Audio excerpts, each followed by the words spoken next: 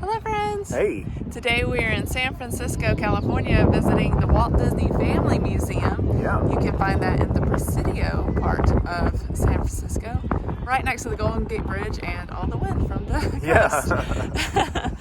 So at the time of filming they are requiring purchase tickets in advance and timed entry, and so we already did that, and you also have to wear a mask still, so bring one of those. But they do have an app and a great website to give you the current information, so I would suggest looking at that before you plan your trip, just so you know what is going on, because everything is constantly changing right now. And it's July 2021, just to give you some reference. Okay, we're ready to go inside, give you guys kind of a tour and a little preview of what you can find here at the Walt Disney Family Museum. And we'll see you guys inside. Let's go. All right, let's do it.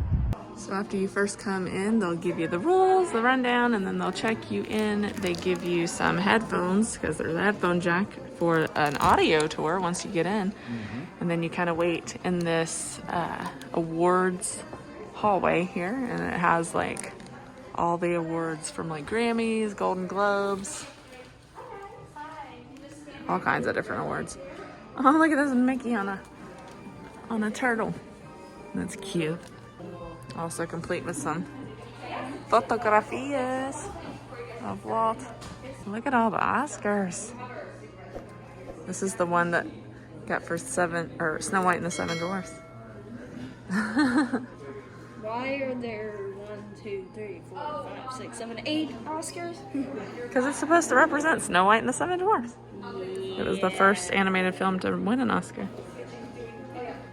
Here's a mock-up of the Walt Disney apartment in Disneyland with the lamp. His daughter said, "Dad and Mother spent many weekends in the apartment, often with some of their grandchildren. They decorated it in Victorian style they both knew and loved. Really like the color red." Here's a picture of them in it, right here, with grandkids. These are original furnishings from the legitimate apartment. It says, original furnishing from the Disneyland apartment. That's pretty awesome. This is a newspaper clipping saying that Walt Disney had a little school established in his studio called the Icme Ausme. That's Mickey Mouse in Pig Latin. But it was hiring young artists for a small salary for inking in and learning how to do animation. Look, they even had an Icme Ausme coat of arms drew up. It's adorable. The first room you enter is about Walt's early years and his family when he was born, and they have these screens in here playing little stories that Walt told. It's actually told by Walt, so you can hear him telling the story, and they did like a little animation to it. It's pretty cool. This is Walt Disney's ancestry profile right here, and Kennedy. So Walt wanted to get involved in World War I, and he couldn't because he was too young, but he joined the American Ambulance Corps, which is a division of the Red Cross, and drove a Ford Model T like this one around on the canteen. He also falsified his documents to get in after it was notarized. He changed his birthday from 1901 to 1900 so that he was allowed to join. These are pictures and memorabilia from Walt's time over in France. Interesting, he sent a letter to his high school where he talked about how France was interesting, but he wanted to come home, and that's a really neat little artifact. These are some of the drawings from when Walt was a kid and in high school at McKinley High. The next room is all about Laughograms, and when Walt first got a camera, a bunch of little stories either told by Walt or his family with video, some home video too, to show what he was doing around that time. During the next few years, I expended several of my ideas trying to crack the animated cartoon field. This little vignette is about the failure of Laughograms and what sent Walt to Hollywood from Kansas City.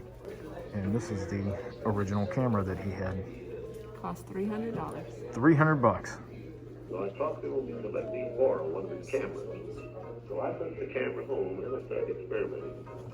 And I was doing the full milk bottle, and then he reversed the film so that I backed up, the milk all came up in the bottle. That was one little film that we did.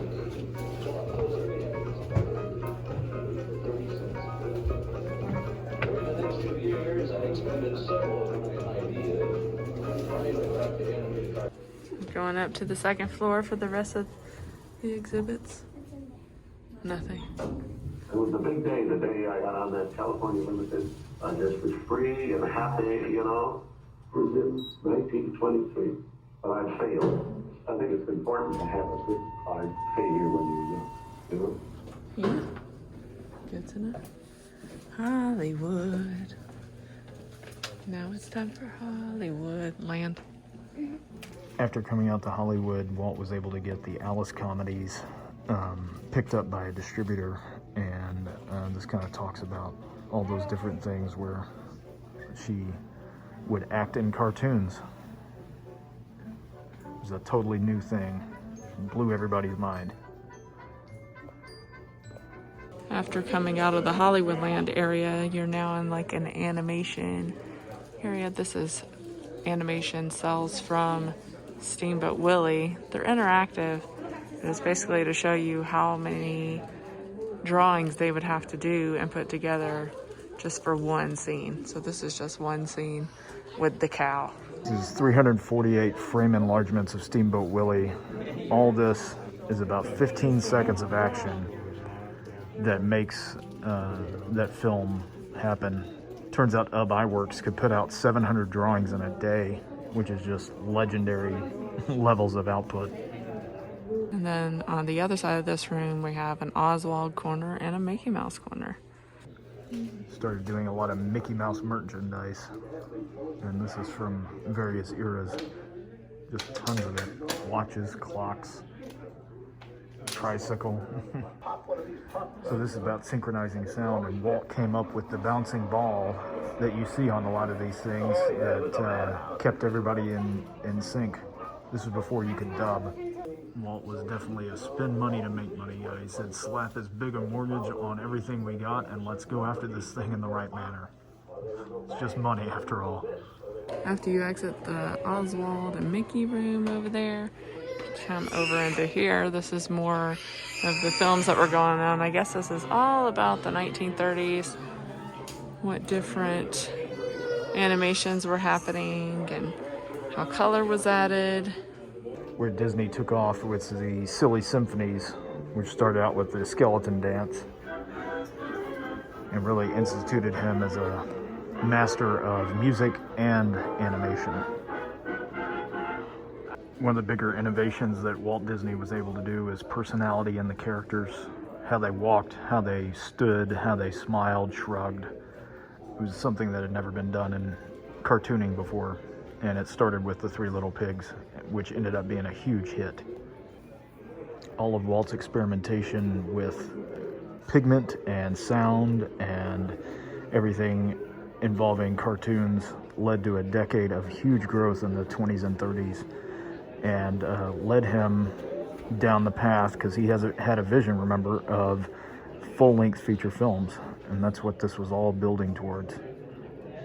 After the Silly Symphonies and 1930s area, we're going to turn this way. This is going to be more about feature films. Snow White, of course, being the first one, and how that all went down. This is all the critical acclaim for Snow White and the Seven Dwarfs. You see Time, Film Daily, Life magazine, all big features. Snow White was also the first movie to have its soundtrack released as a sound recording, introducing the world to movie merchandising. At a time when the world was kind of collapsing. So it didn't do so well. It was a big disappointment to a lot of people.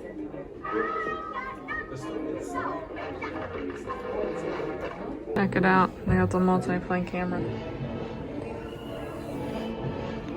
So the camera's sitting on top, and then as you get closer, you can see the cells underneath. And then there's a cell underneath the other cell to create depth. Okay, after you come through all of the feature film stuff, I'm sure that's not all of it, but we've reached the time period where the Walt Disney Company went on strike.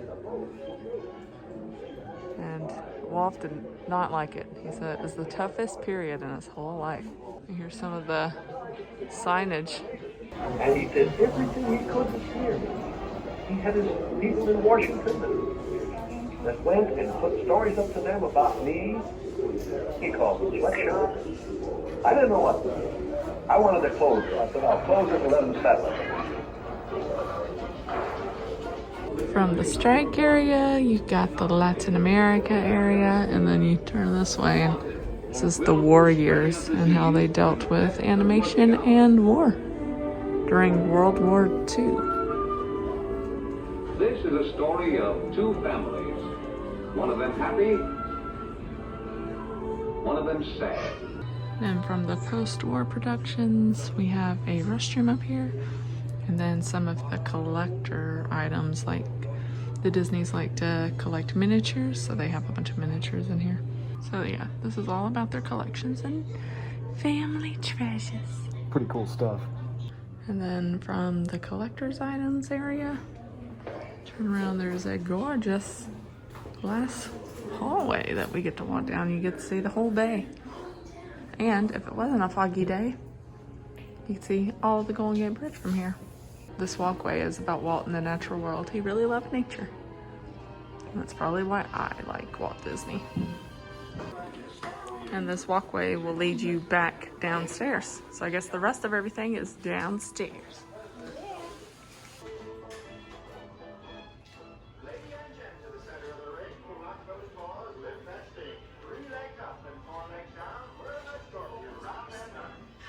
And now at the end of the hallway, we're entering into the 1950s and 60s, which you know what that means, right, Jude? This is Disneyland. It's Disneyland time. So this is sure to be Jude's favorite part. Here's one of the other Griffith Park benches. We've been to Griffith Park, haven't we? We've seen all the benches, the one at Disneyland, the one in Marceline, and now this one. We did it. We saw them all. We saw all of the prophecy benches. The prophecy benches. TM. Hey, it's my saddle. It's Chris's saddle. How did they get this? I don't know. They stole it. Now we're continuing to go down, and wow. So yeah, looks like we're gonna swirl down and learn all about building Disneyland. Jude's favorite thing in the world. And if you look closely, you can find the Haunted Mansion. That's all you care about, huh? Yeah, that's all I care about. Haunted Mansion. Haunted Mansion and everything else in the park. We saw this in Marceline and now here. Yes. I've always loved trains, said Walt. Actual Walt Disney This train. is Walt Disney's train. This is the Carolwoods Pacific train. Right here and just out of reach. So if you don't know what the Carolwood train is, or Pacific Railroad, it was the train station that Walt Disney had in his backyard. Look at the little seat. Little seat cover there.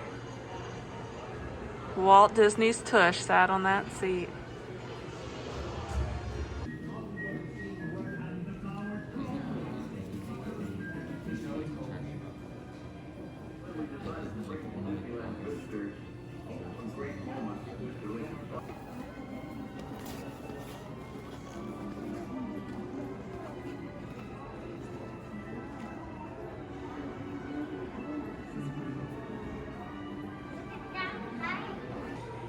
Then after the opening of Disneyland, Walt Disney was on TV all the time as the World of Color came out. Okay, we were up top there and we've looped all the way down, and now we're down here to the 1964 World's Fair exhibit to show you everything that the Disney company had going on at the time. And it was a lot. Yeah, a lot. Even Epcot was on the brain. Epcot was finally thought of. Well, not the Epcot we have. That Epcot. The OG Epcot. The OG Epcot was thought of. It was supposed to be a town, not a theme park. Now we're coming to the saddest part of all the museums for Disney is what Walt's final projects were. Here's a peek into Walt's valet box that he kept with him all the time with little odds and ends that were sentimental and had value to him. That drawing is a drawing from his grandson, Christopher. But everything in here had like a special meaning of nostalgia for him. And he took this when he went everywhere.